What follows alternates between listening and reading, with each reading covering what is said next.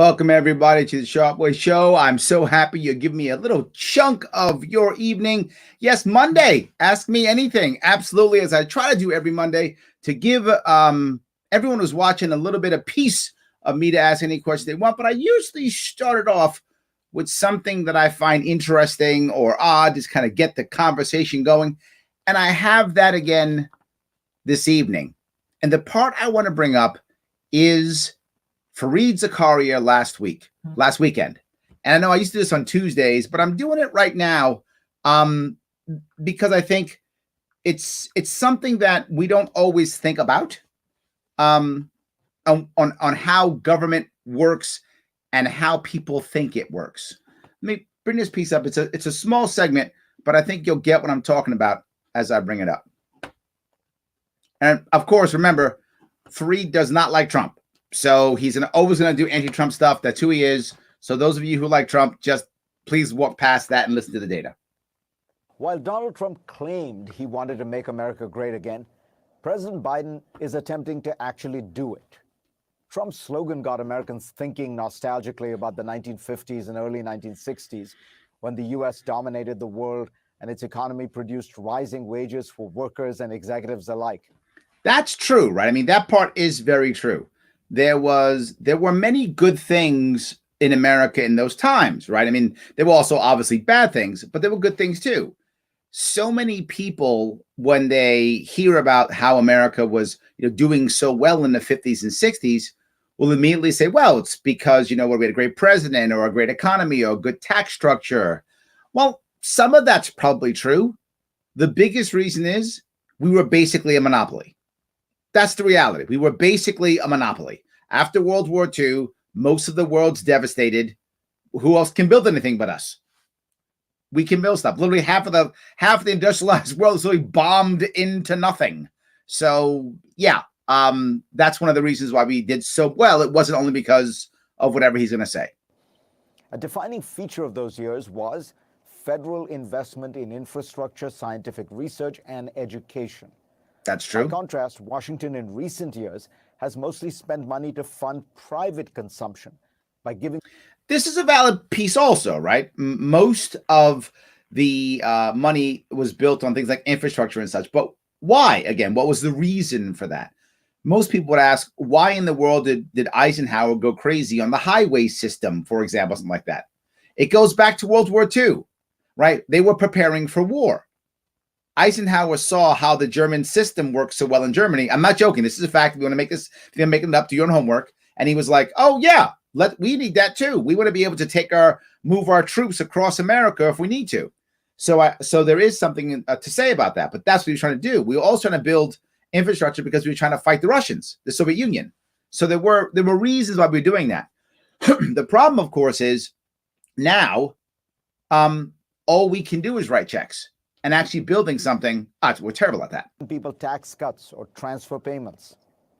Biden's infrastructure bill is the first major fiscal program in 5 decades to focus once again on investment. When you look at federal spending as a whole, it seems to have risen significantly over the last few decades. Because federal spending has. And look, this is adjusted for inflation, how it's still going up. So federal spending keeps going up, right? And most of it, as you can see, is entitlements. Decades. But the composition of that spending tells the real story. Mm-hmm. Most of that increase is due to sharp rises in entitlement programs like Medicare and Medicaid. Bingo, Medicare and Medicaid. It's amazing how the more government gets involved in healthcare, it gets more expensive. Isn't that weird? So government gets involved in healthcare, it gets super expensive. I don't know why. Okay, let's keep going. Core investment spending has actually dropped substantially. The U.S. used to spend as much as 3% of GDP on transport and water infrastructure. Okay. That number is now closer to 2%. We got to pay for entitlements. The U.S. used to be the world's unquestioned leader in basic science and technology. China is now almost on par with it in spending. I'm not sure I want to follow a Chinese model, but I appreciate the comparison. And not just that, do I really want to say, well, we could be spending more on infrastructure when we're spending so much on, say, the military industrial complex? Biden's plan harkens back to the New Deal. During the Great Depression, the Works Progress This is Administration true. built or improved almost 1,000 airports, Mhm. creating the backbone of the modern airline industry. Yep. Biden's plan will help create a modern electric vehicle system by funding a network of 500,000 chargers. He is going to hook Elon Musk up again. Elon Musk, the grifter in chief. Well done, Elon. Across the nation. The 1936 Rural Electrification Act brought electricity to rural areas.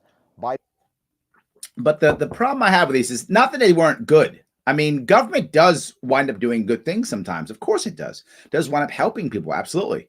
The question is, was this the only way to make it happen? Right? We basically forced companies to do so. Was this the only way to make it happen? I would argue no.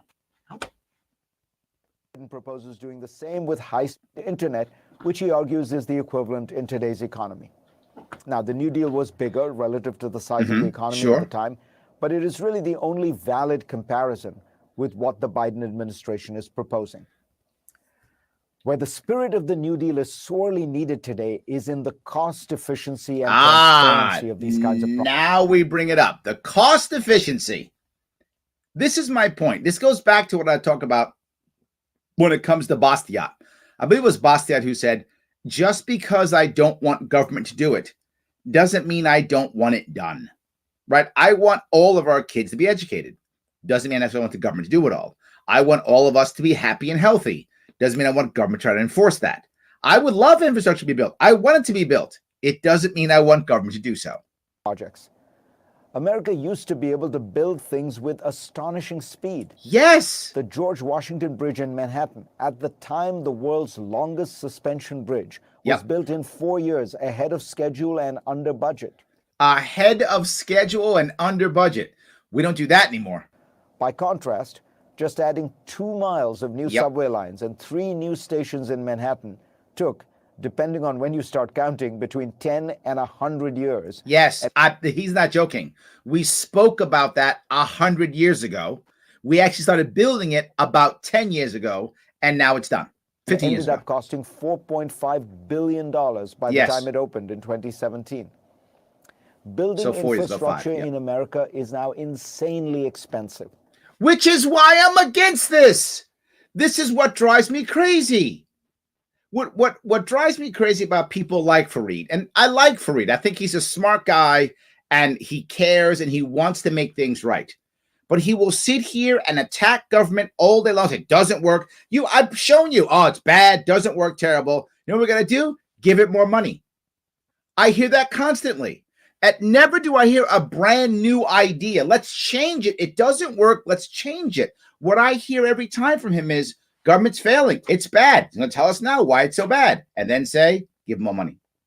Another project in New York, an ongoing expansion of the Long Island Railroad, is the most expensive stretch of subway track on Earth.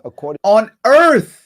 Our government, and this is what I get from many people on the left will say something. Well, Larry, that's because you want workers to die, or you don't care about the workers or such. No, in the globe, there are other countries that have safety regulations as much as us. Some don't, but there are those who do. France and Britain, they have tons of safety regulations. They have unions. They have the same issues that we have. Yet they get it done a whole lot cheaper. To the New York Times, coming in at 7 times the world average. 7 times. New York is particularly bad. You hear that, everybody? New York is particularly bad. Freed. I knew that. I was very aware of that. New York is a special kind of corrupt, a special kind of bad. League of its own. But American infrastructure often costs several times more than it does in Europe. Paris, Rome, and Madrid have managed to build subway extensions for less. Yet those cities are hundreds of years older than any in the U.S. 100%. Many of them have many unions. Absolutely. And tons of regulations. Yes. So none of the usual excuses will do. Ain't going to work. One recent study found that the cost of building U.S. interstate highways quadrupled from the 1960s to the 1990s, though material and labor costs have barely budged after a... So materials and labor costs have barely budged. Moved at all. But the cost per mile's tripled. So you know what we should do? Give the government more money. And people laughed at me when I said, why in the world aren't we letting literally Domino's Pizza fix our potholes? They'll fix it for cheaper. In fact, for free. They'll do it for advertising. And people get mad. Oh, Larry, I don't want to have advertisement on my street. Good, then have potholes. Do that instead. What is your answer? Give this giant piece of garbage more money? Give this thing that doesn't work more money. That's the answer. No. Another answer. Well, Larry, I don't want to have, Domino's Pizza on the side of my road. Okay, great. You got a crappy road and it destroys your car. You win. You'll have a nicer looking crappy road, I guess, without a billboard on it. Okay, you win. There's no other answer that I can see. If there is one, my eyes are open. Accounting for inflation. There are lots of reasons for this. Multiple authorities, each with a veto, endless. Multiple authorities because we keep making commission upon commission upon commission. We don't require them.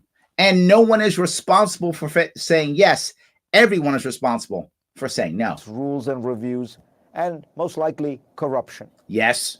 The NYU scholar Alon Levy did a detailed analysis of the country's crazy costs and concluded that fundamentally they were so high because Americans were unwilling or unable to look around the world and try to learn from other countries. I literally said this when I talked about how to fix the MTA in 2018 when I ran for governor. If it's still on my LarrySharpe.com/policy page, if you care to go check it out, the MTA, I talk about exactly this. And the reason why we didn't shut the L line down in New York City is because of my idea to find a new way of making that work from London. They actually followed my idea. I know, crazy. They followed my idea and we didn't shut the L line down. So regular everyday people who live in Brooklyn and Manhattan still get a subway because we actually did this. We looked someplace else, which is what I said 3 years ago that we're not doing. American exceptionalism, in this case, had led to an exceptional, uniquely bad system for building infrastructure. That's the piece. And again, his answer, I'll get out of this for now. I'll take some questions. But you see my point. They just keep going down this road no matter what happens. So let me move down. User 1, could you please explain in depth detail what it is you do to get earned income? And could you please explain in depth detail what it is you get passive income? No, I'm not going to tell you everything that I do to make money. Of course not. But will I give you in general? Sure, absolutely. Generally speaking, how I get passive income is by creating a personality that allows, and a personality and a social media presence that allows people to constantly reach out to me without me having to reach out to them. So most of my business during the day, during my day job, I actually don't do any marketing. I do things like this, and the phone rings, luckily for me, or the email comes in, or the request from Facebook comes in, and that's how most of my work comes in. That's how I get most of my references, my referrals, and my business now.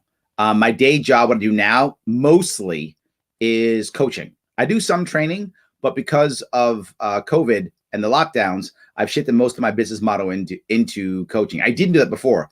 Coaching was a very small part of my business. Probably if you looked at my business as 100%, maybe 20% was coaching, less. Most of it was either corporate training, some actual training in colleges. I taught at Yale, Columbia, Baruch, and some of it at John Jay College also. And some of it was through consulting with small business and big businesses. So that was what most of my work was. Since last March with the shutdowns, almost all of it's coaching. Probably 90% of 80%, 90% is coaching, and some of it's still online training. I do some online training. Most of it is somehow in emotional intelligence or in emotional communication. So that means leadership and or sales. I would say now most of my stuff is in leadership, a small part's in sales. When I first started this business in 2004, about 17 years ago, the vast majority was sales and almost none of it was leadership. Now most of it is leadership. So I hope I answered your question. So what is the end game to the culture war for both sides? There is no end game. The war is not supposed to end. This is 1984. The war is meant to continue forever in perpetuity. The more the war it goes on, the culture war goes on. We fight over things that really don't matter anywhere near as much as other things. We fight over things. It's distraction war, right? It's proxy war, distraction war that allows us to look at other things so that the left and right keep attacking each other, keeping us divided and keeping us afraid that we're going to lose our culture or lose respect or lose something. And in reality, we're losing every other part, everything that matters to us. So it's never supposed to end. It's supposed to go on forever. That's the goal. So is an infrastructure more of a state or local issue? In theory, it is, right? But the problem is the budgets are so strained that they always wait for federal funds because the federal government just prints more money. So theoretically, Christopher, you're correct. In actual practice, it's heavily federal based because the local communities don't have any money. So they ask for federal money. The federal money just cranks up, makes magical money from the Fed. Let's make more bazillions. And boom, there we go. And right on time, Pete, there's the national debt. $28 trillion. We broke 28 trillion. It was 27. Now it's 28. That's the reason why, Paul. We just crank out money and there we go. So yes, that's it. So see if I can grab a couple more. What's my favorite color? My favorite colors change a lot. I was very much into art as a kid and as a teenager.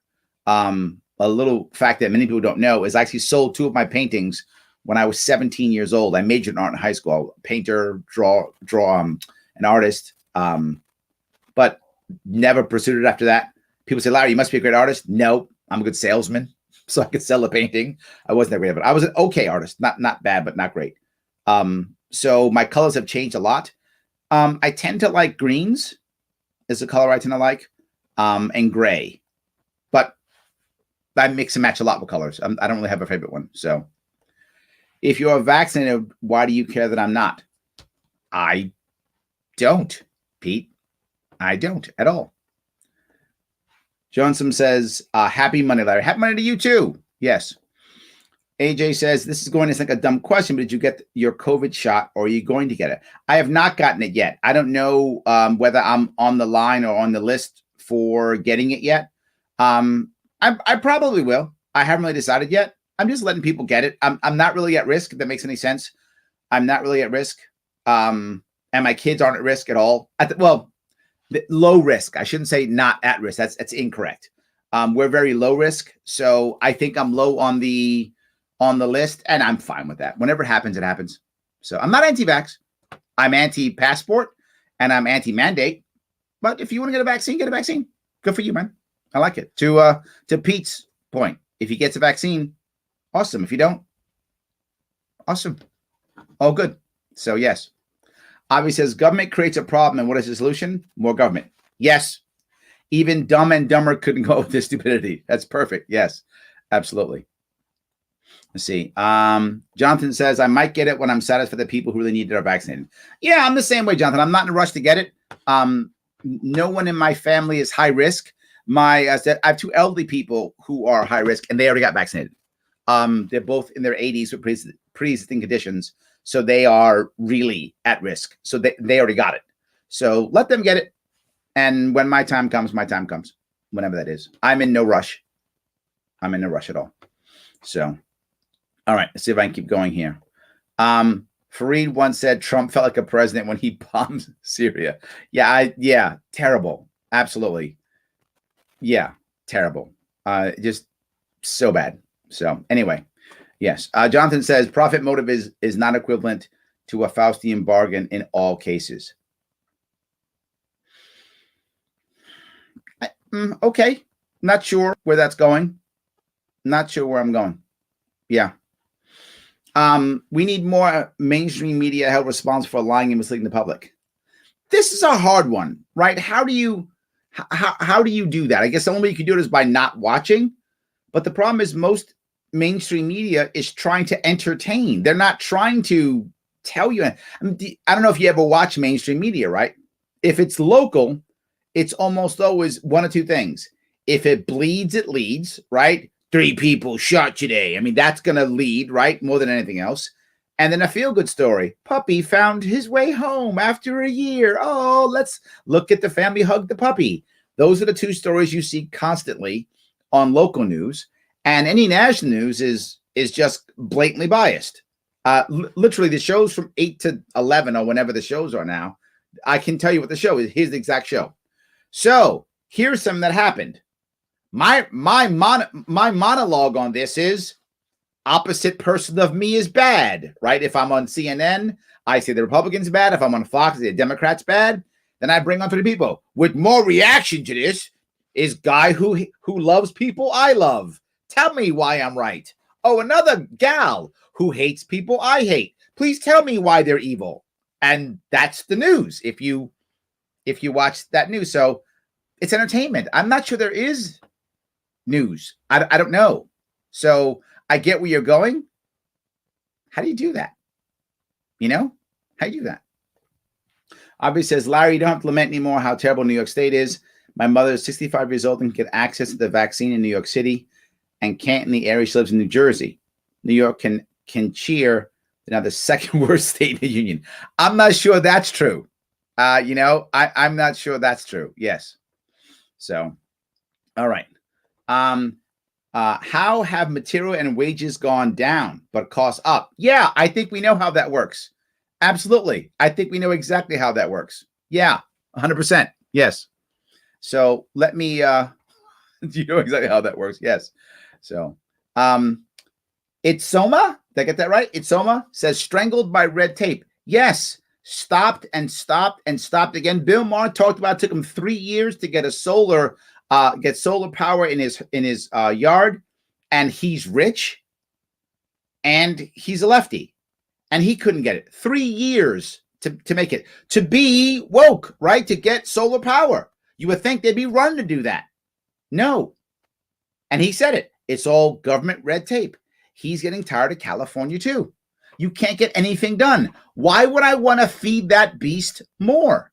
It makes no sense to me. Why would I want to feed that beast more? Doesn't make any sense. So Mike V says, Larry Sharpe, what are your thoughts on MMT, modern monetary theory as an economic solution to this? That's a separate show. Mike, I'm going to do that show tomorrow. Thank you for that. I'm going to do that show tomorrow. I will do MMT tomorrow. MMT is not a solution. I mean, well, okay. MMT is a terrible solution. How about that? It is a solution. It's a really bad solution, a terribly bad solution. And the worst part is more and more people believe that MMT is real. They think that it has value. They think that, it doesn't matter. And there are so many holes in the theory. I can't tell you how bad it is. It really is not a good theory. I can't. I'll cover it tomorrow. I'll do a show on it tomorrow, Mike. Okay. Let me write that. I'm gonna forget. I'm gonna do it on MMT tomorrow.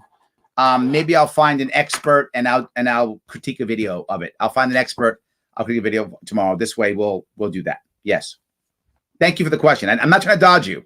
I gave you a general idea, but it takes a whole lot more to go through it. It's not just 2 seconds. So there we go. So all right. Danny says, Larry, you're always a positive person. What are your thoughts on people struggling to stay positive in a war with lockdowns, COVID passports, etc.? I was just talking about this. I mean, just talking about this. The reality of it is you have to just start looking forward, not backwards. That's the key. The more you say, it used to be, I used to have, I used to do, the less positive you're going to be. You want to still say, what can I achieve? What can we do? How can we work this? What can I do that's right? Taking charge, right? It's the oh geez, what's the name of that? The prayer.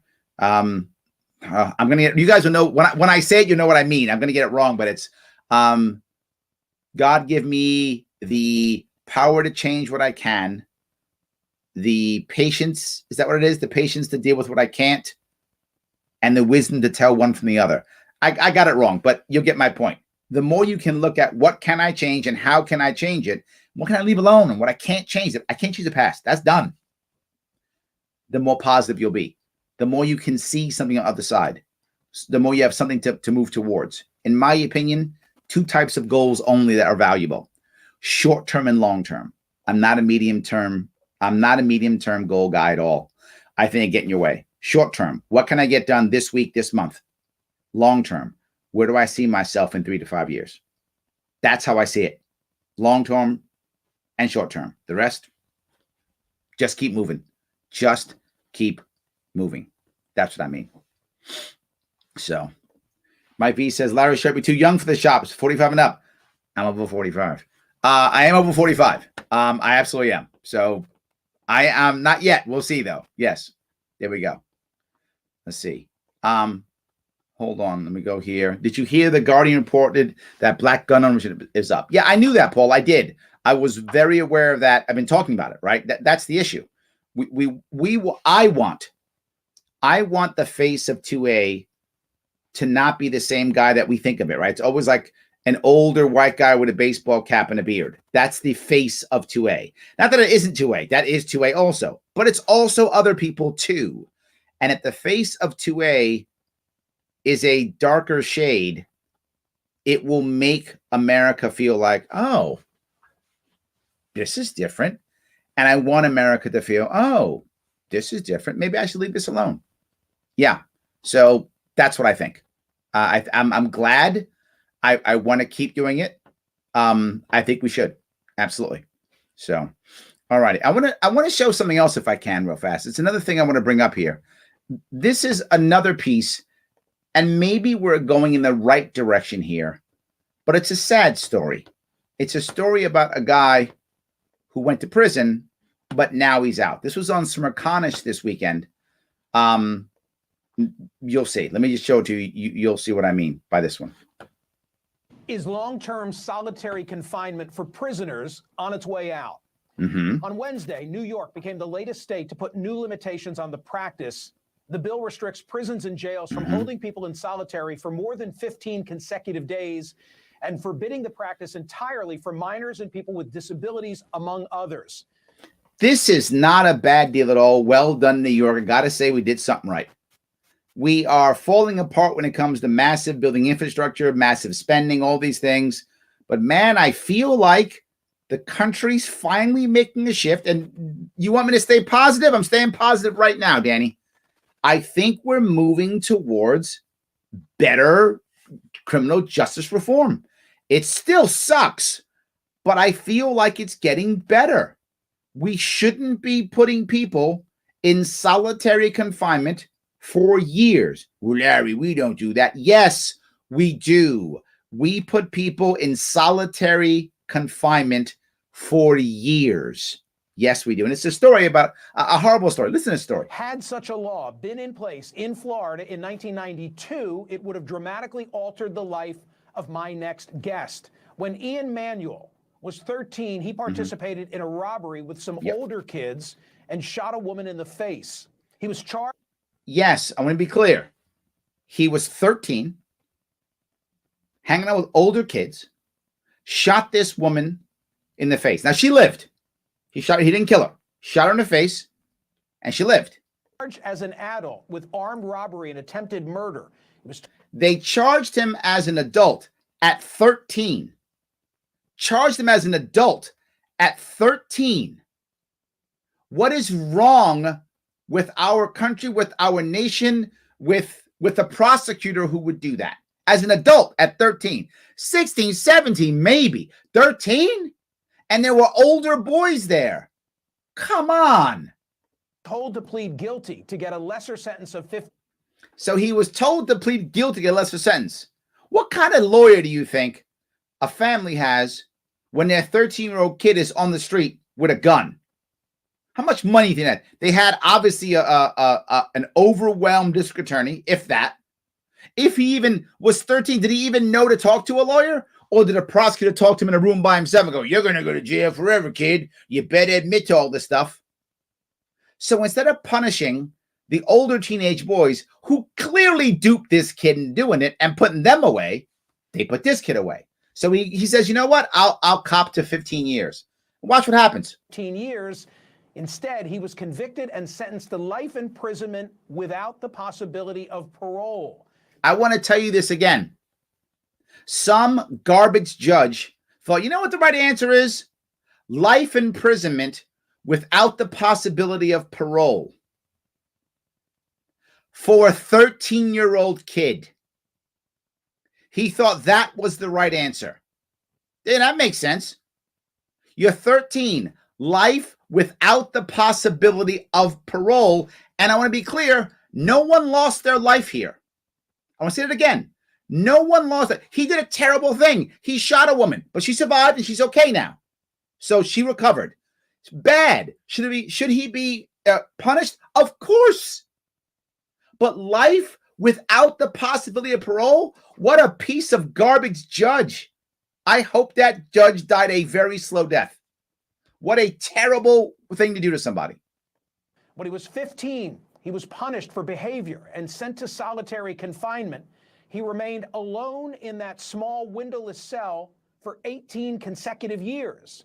They put a 15-year-old kid who rebelled because he was 15. He was in Gen Pop, general population, in a violent prison. So he rebelled, and they thought the right answer was 18 years of solitary confinement. This is our prison system. This is our system. He's a free man today because the Supreme Court ruled in 2010 in a case called Graham v. Florida that juveniles could no longer be sentenced to life without parole. Yeah. For non-homicide. So, yes, I want to be clear. They sent him life without the possibility of parole. He was a minor and nobody died. The amount of stories I've heard like that. Guy gets 15 years in prison because he had a gun at a robbery. Nobody died, didn't discharge the gun. He was 15 years old. He did 15 years. A kid had a gun at a crime, didn't discharge, no one was shot, no one lost their life. 15 years in prison as a 15-year-old. This is our prison system. This is our justice system. And then after he was resentenced, the woman he'd shot, Debbie Bagri, petitioned for his release. The woman who he shot forgave him, and we couldn't. I want to say that again. The woman that he shot, she found it in her heart to forgive this kid. She was like, I know you shot me, but you were a kid. I forgive you. And I took the bullet. I took the bullet and I forgive you. But our state, no. Punishment, solitary confinement, life without the possibility of parole. But the woman he shot, she has enough heart to forgive. State won't. He was finally released in 2016. He writes about how he survived in an upcoming book called My Time Will Come. This is book. If you care, you can read his crime, book. Punishment, Hope. But what he talks about in this is he was actually punished because he talked back to guards because he was a stupid 15-year-old kid. Another knucklehead. Yeah, I was a knucklehead too. Luckily, I didn't shoot anybody. Now, I want to be clear. I'm not saying he shouldn't have been punished. I mean, even if you're 13, you shouldn't be doing crap like that and you shot somebody. I got it. But life without the possibility of parole, when he cops a plea deal. So he cops a deal and some judge is sitting there going, oh, you're 13? No, I'm sure you got a good lawyer and I'm sure you copped the plea deal. Oh, you shot somebody? Oh, life. Why wouldn't, and of course, here's the thing. How does that look? He's a young black male. She's a young white girl. How does that look? Does it make our system look any better? Do you imagine what does that make? What does that make everyone think? Oh my God, racist system. Of course, it's right there. It's screaming at you. Why was no one in our system saying, what are you doing? This reminds me of when I talked about one of the reasons why I love Gary Johnson so much. And I know people don't like Gary Johnson. I don't care. I love Gary Johnson. I wish he was president now. He said something to me.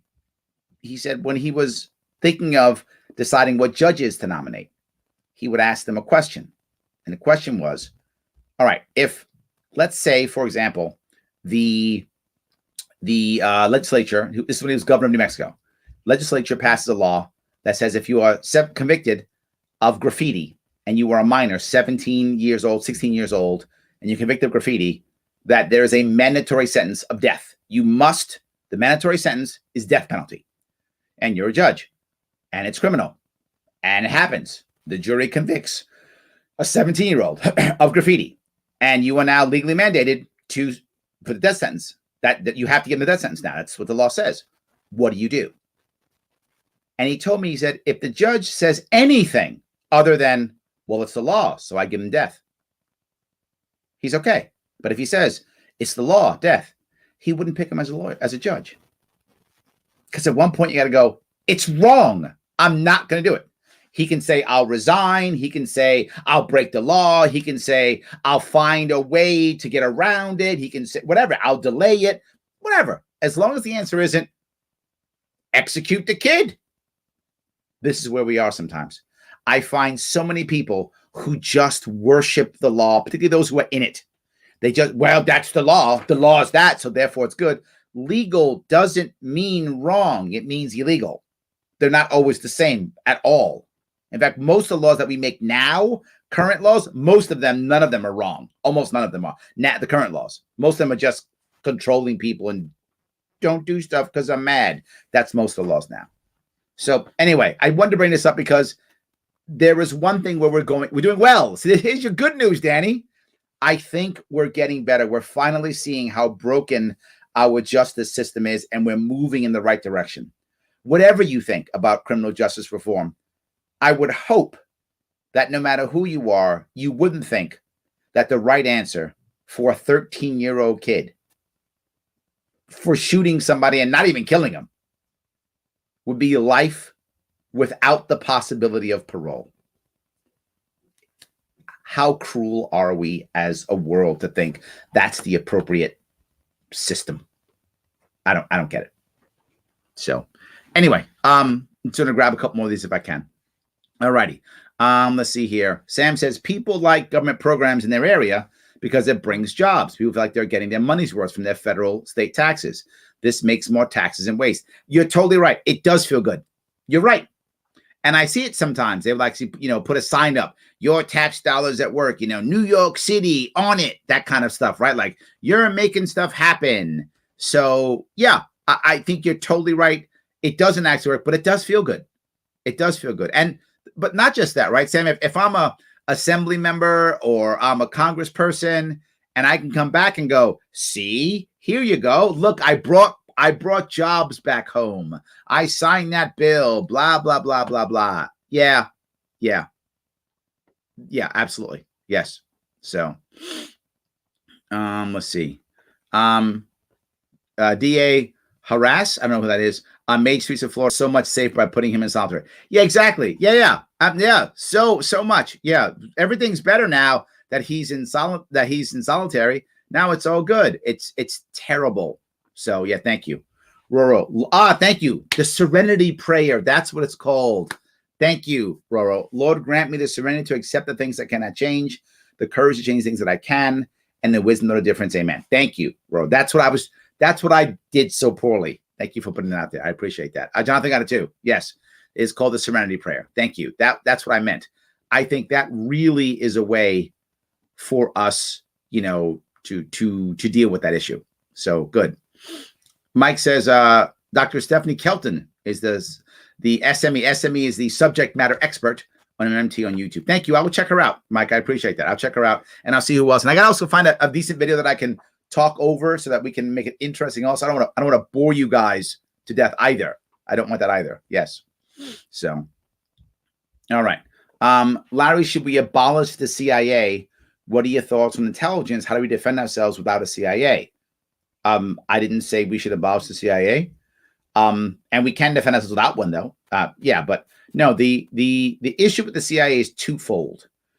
One, there should be an assumption that something is not secret, and we've changed it, right? The idea is you assume that it should be somehow redacted or held, and you have to prove that it isn't, or that it shouldn't.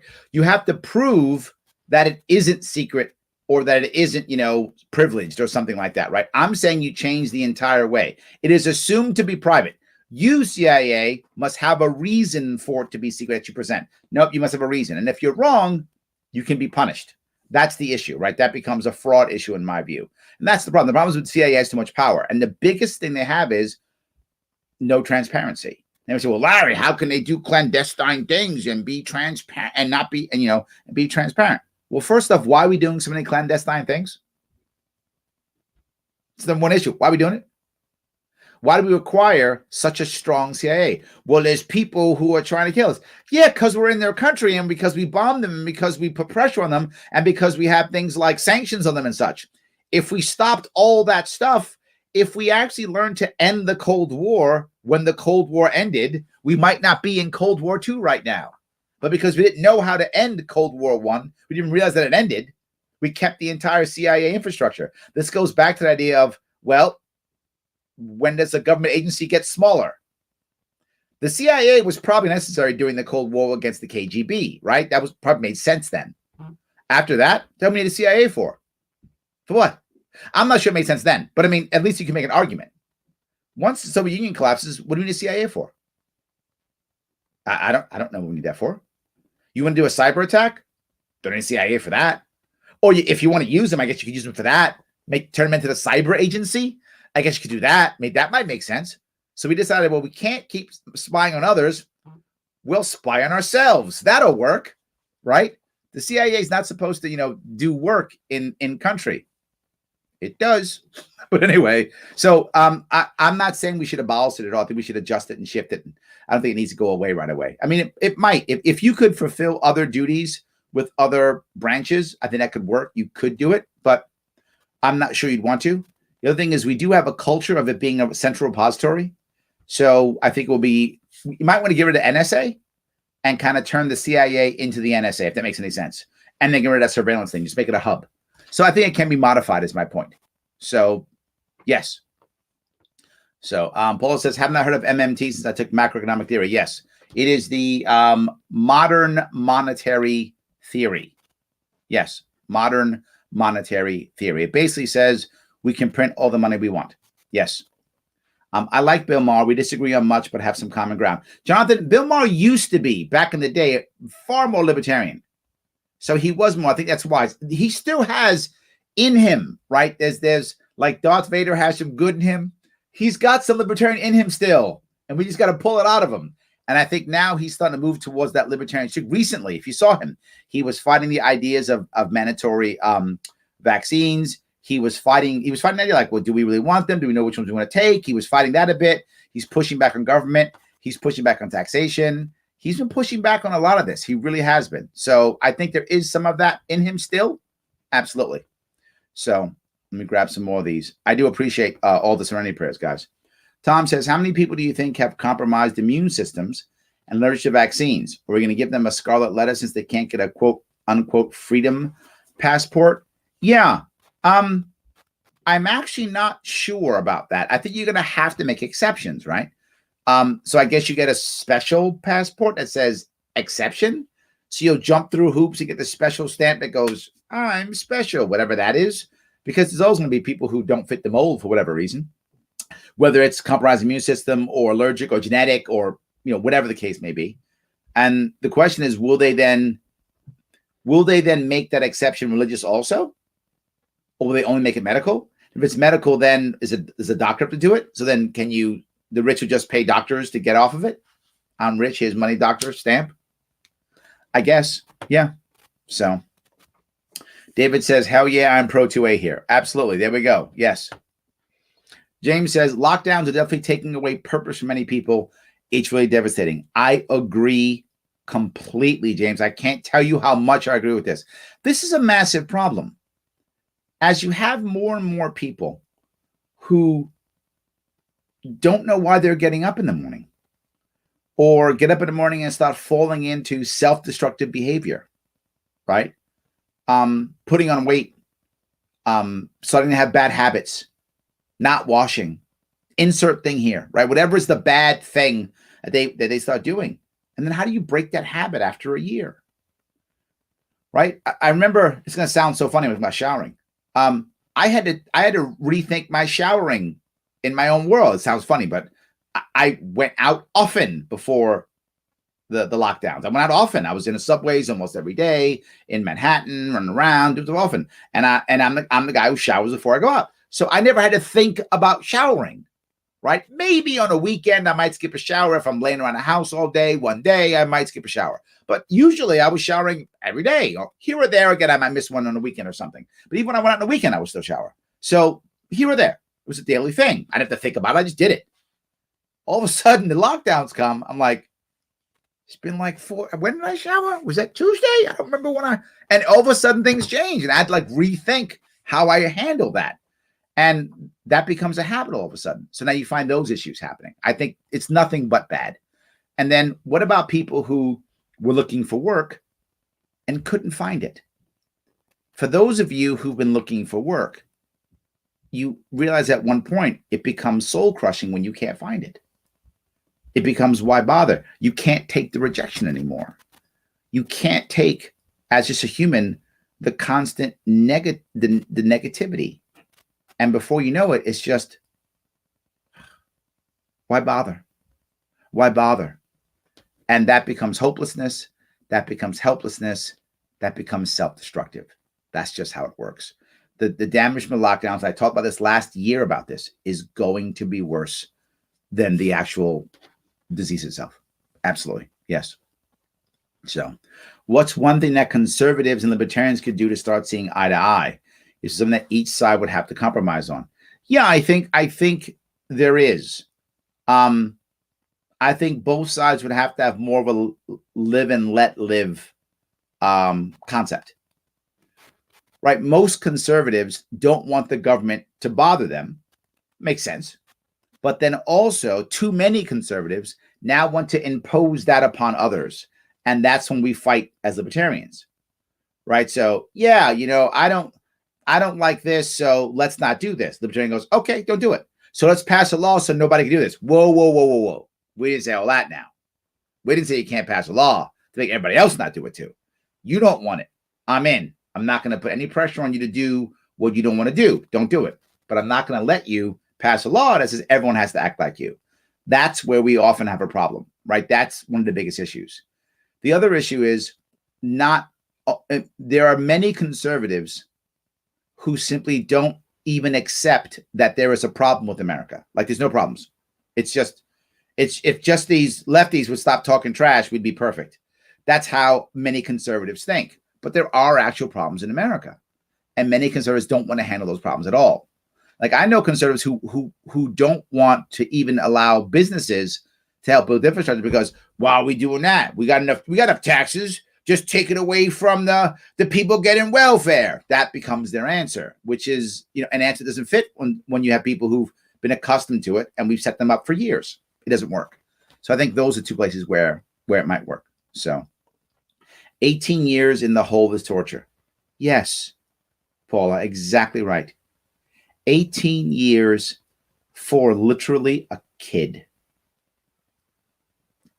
If you have young people in your life, if you're an uncle, a parent, a grandparent, godmother, godfather, imagine the kid that you care about, even younger sibling that you care about. And then that kid has to be locked in a windowless room for 18 years. How is that even a thing?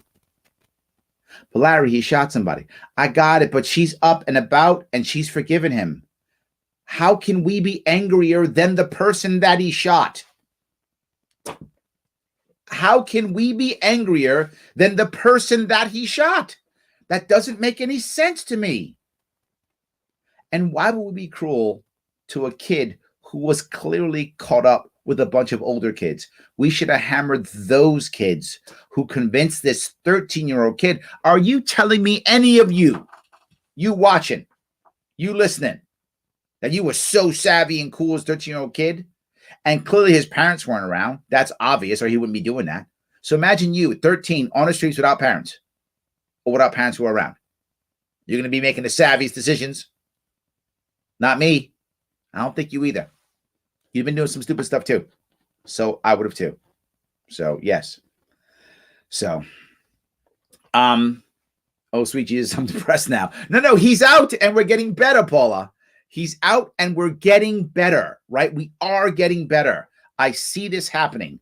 Criminal justice it's slower than I would like it without question, but it is getting better. Absolutely. Danny says, I love the positive on criminal justice positivity. Yes.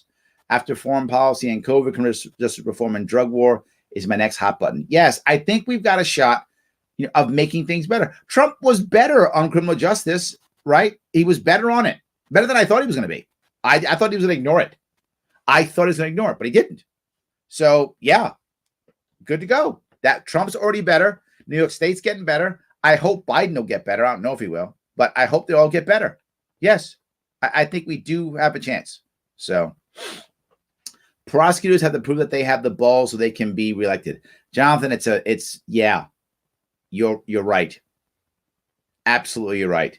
And I wish we weren't that way. And I think we are getting better at that. And the problem is the pendulum is starting to swing because of stuff like this. The way Paul was talking, how she feels depressed, how I see this as being so horrible. Because of what these prosecutors have done, I think if you look, there's a lot of DAs that are being elected totally opposite. I mean, we are swinging that pendulum to where someone's like, I'm a DA, I will prosecute nothing. What ifs? We're going to that level. Now, I'm unhappy that we're going that far, but I am happy to change. And I think the pendulum's going to come back to being regular coming up here in a couple of years when we see what's happening, right? I talk about the New York State bail reform. I am very happy that we did bail reform. I think the pendulum went too far. I believed, and I said this years ago, and I was wrong on this one. I thought when it came out, the courts, go back. The New York State bail reform bill wasn't at all really argued on the floor of the assembly because the Democrats control everything. They put it up and they got it, and His Majesty signed it. Done. I thought the courts would then make some rulings over the next year, and that would then, they'd wind up fixing the law by default through rulings in courts. That's what I thought would happen. And I said it, and it didn't happen. And I think what stopped it was COVID. The court shut down, and everything shut down. And this became something that they wanted people out. They wanted to get the people out. COVID changed everything, even that. So I'm hoping, though, that the pendulum that it's gone far, that's going to come back to the middle. But I am glad it's changing. In this case, I think it's actually going really fast. Then it says, speaking of the face of 2A, thoughts on Maj Toure. I'm a big supporter. I've been to his events. I've done videos with him. He's been on my show. So, yeah, big supporter. Love Maj. Yes. So, Mike V says he wasn't old enough to vote, but was old enough to be sentenced as an adult. Yes. Yes. Absolutely. 100%. Yes. Just crazy. Yes. So, his victim helped free him. Yeah. Yes, Paula. His victim was like, you were a kid. I forgive you. Right? He shot her in the face, and she had the heart to forgive him and help him get out. And we were like, no, keep him in. Why was that even a fight? Like, why was that even a battle?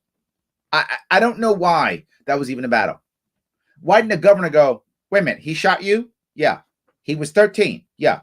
You forgive him? Yeah. How long has he been in solitary? X number of years? Why is he still in jail? Pardon? Get out? Go? Let's help this guy get out. Let's give him a little bit of a life if we can. So, and the guy wrote a book. So he's doing something right. So good for him. So yes, by default, cruel and unusual punishment. I completely agree. Yes. Rose says judges are another thing. We somehow need to figure out a way to remove qualified immunity from judges, DAs, lawyers, any government official that has QI should have it revoked yesterday. Roll, my idea of removing qualified immunity is from everybody. I agree. From everybody. Yes. Everybody. Qualified immunity from everybody. Nobody is above the law. We say that's true. Then we let all our priests of our law and all our, Praetorian Guard of the church, we allow all of them to be immune. No, nobody's immune. I'm with you 100%. Well, thank you for that. 100%. Yes. So let me see if I can grab a couple here. Let me keep going here. All righty. Drug war is not going away. Drugs are the greatest thing for child sex traffickers. Tammy, I hope you're wrong. I really hope you're wrong. I'm not saying you're wrong. I'm saying I hope you're wrong. I would like this to end as soon as it can possibly end, as soon as possible, because the war on drugs, you're right, does help sex traffickers, child and adult. Both. Trafficking, period, including child sex, but including all trafficking. You are completely correct. And the problem we have right now is, if I'm hoping, I should say, I'm not sure on this one, the taxes we're putting on cannabis still encourages the black market. And there's still going to be a black market on cocaine and heroin and opioids. So we haven't ended the war on drugs. Are we moving towards this? Yes, we are. We are moving in that direction. And I hope soon that will end, because you're right. If we actually end the drug war, both in those foreign countries in Central America and here, the amount of trafficking, human trafficking, to include child sex trafficking, but human trafficking in general, will be reduced tremendously. It won't make financial sense anymore, right? And I know that sounds horrible, but clearly, if you're a human trafficker, you're not concerned about morals, right? If you are in that field, you're not worried about morals. So the moral issue isn't going to affect you, but the dollar issue will. That will affect you, right? If you're a sex trafficker, you're doing it because you make money. You don't care about the kids. You're clearly immoral. You don't care, but you do care about the cash. So if we make it to where it doesn't make money, they'll do something else. So hopefully get caught. Yes. So, all right, let's see here. Let the murderers out and them kill again. Love it. New York State reform was a joke. Is a joke. Yeah, that thing is one of my point, Tammy. I think New York State went a bit far. Agreed. But I'm still glad they went. I really thought it was going to be fixed. Right? As I say, I'm not always right. I'm often right, but I'm not always right. And I think COVID really made it just not happen. It just didn't happen. And it should have been adjusted without question. But in the case of this kid, he wasn't the murderer. She lived and she forgave him. So that wasn't an issue. So in this specific case, Tammy, but you're right. There are cases when that happens, but in this case, that doesn't apply. So, all right. Let's see here. He just signed the HALT bill, making all corrections officers' jobs much more dangerous. HALT bill. Let me look at that, Wayne. I don't know what that is, to be full with you. Let me go look at that and see what that is, because I remember when I was running for office, I visited prisons, many of them, and talked to corrections officers. I literally was outside during the break. I would shake hands, say hi to them as they came out, and let them know that I support corrections officers. You can't fix, and this makes people on the left angry when I say this. You can't fix the prison system without corrections officers as part of that plan. It doesn't work. You can't do it, right? When I go into a company and I try to fix the company and the culture, I can't fix the company culture without talking to the people who are directly on the ground doing the work. Who knows more about the prisoners than the corrections officers? My father was a CO in Rikers Island. So I've always had a soft spot for COs, and my mother was a convicted felon who did time in prison. So I've also had a soft spot for prisoners. And I know that both are, need to have rights, and both need to be part of the solution. In this case, the families of the prisoners actually probably have more, I should have more of a say in this case, along with corrections officers, because many of them by default are feeling the punishment and pain of their loved one being in prison. So there has to be a connection with both of them. And there hasn't been in New York State at all. I don't see our governor or our executive branch at all even talking to corrections officers or the families of those people who are in prison. Neither of them. It's just make COs bad, make rules that makes it hard for them, punish them whenever possible. For those who don't know, the average life expectancy for a corrections officer in New York State is 58 years. 58. Every corrections officer I met, I tell a story often, but I can't tell it enough because it bothers me so much. Every corrections officer I met, every one of them, and I met dozens of them, knew someone who committed suicide. Everyone. Every one of them knew somebody who committed suicide. What kind of world is this? Right? What kind of world is this?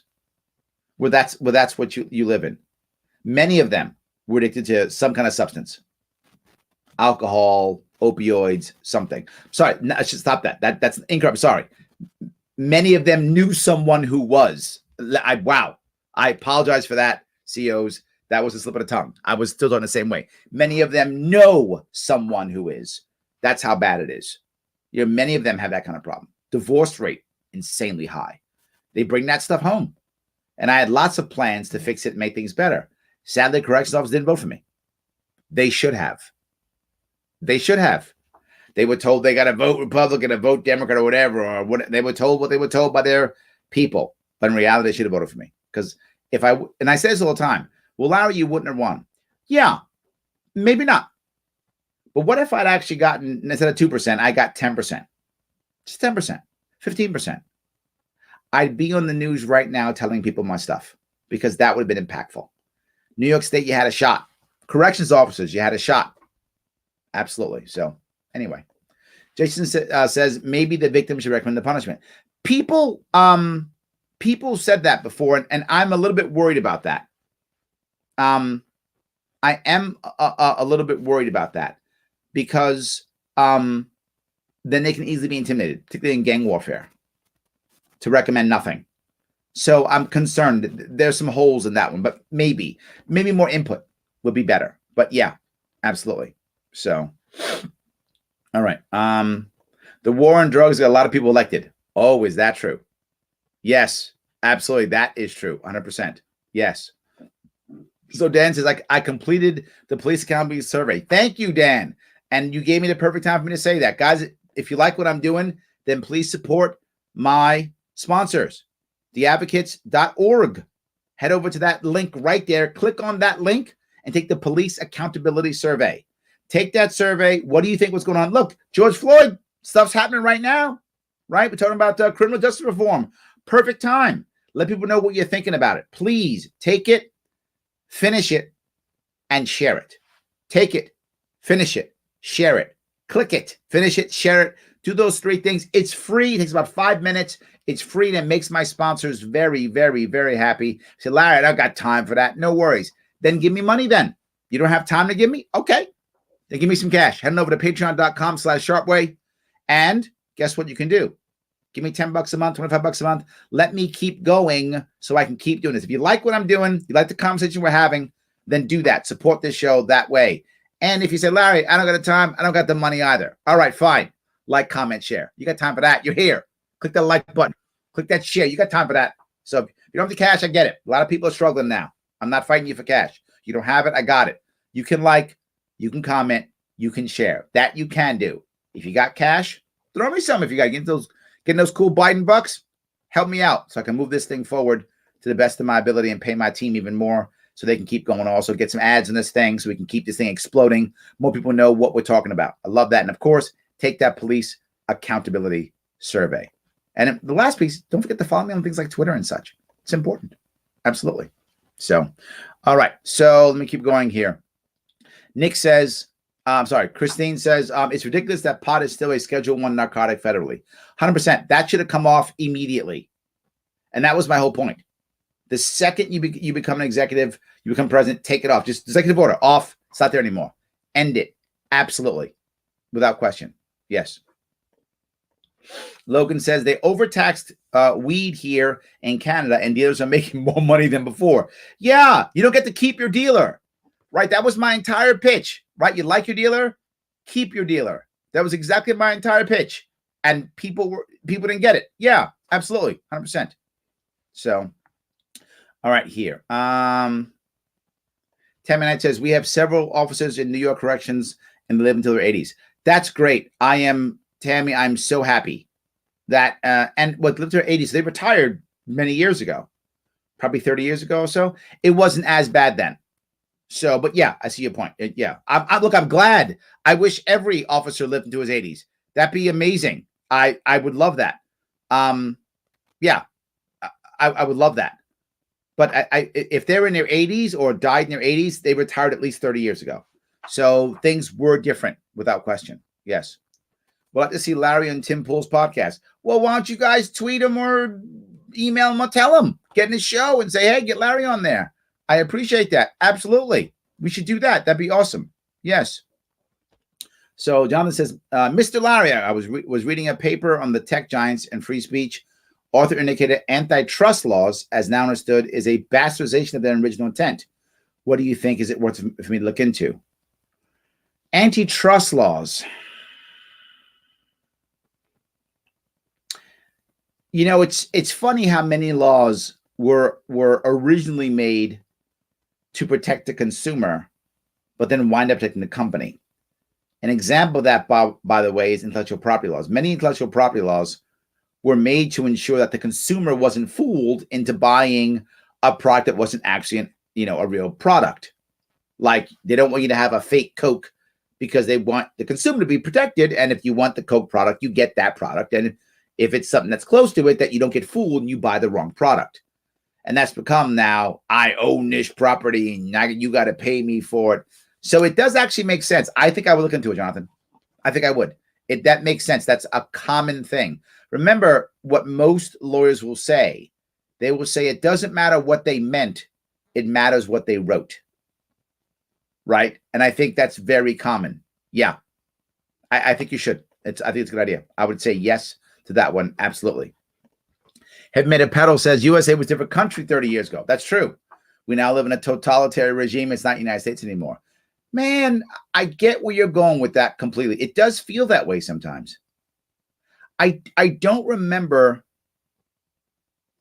maybe just because I was younger. I don't want to become that guy who's like, back in my day. I don't want to become that guy, right? But there's a part of me that feels it, right? I do. I feel that. Absolutely. I do feel that. But I don't know. I feel like we have surrendered so much because of fear, right? We're so afraid that we just give up our rights and it becomes the norm. And I think it hit home with me after George W. Bush. That's when it became clear. I mean, it was happening before him, but in my world, that's when it became clear, when he was like, my number one job is to keep Americans safe. I have to keep Americans safe, keep Americans safe. And I was saying to myself, that's not the oath that I took when I was a Marine. It's the oath he took when he was president. The oath he took and the oath I took was to protect the Constitution, to defend the Constitution. That's what I'm supposed to be defending with my life, not every single individual American citizen. That's why we have a Second Amendment, right? I mean, that's what it's supposed to be. But I think it happened big to me in my head, at least. And maybe people see it differently, or when they saw it. I don't know when you saw it. But that's kind of when I was like, oh, wow, that's where we are. And then Obama doubled down on that. And Trump doubled down on it too. And Biden's doing the same thing, right? In fact, Biden's saying we should, go into people's homes and take their, and take their guns because safety. We should, we should make a passport because, safety. We should do all these things because safety. That wasn't a thing before.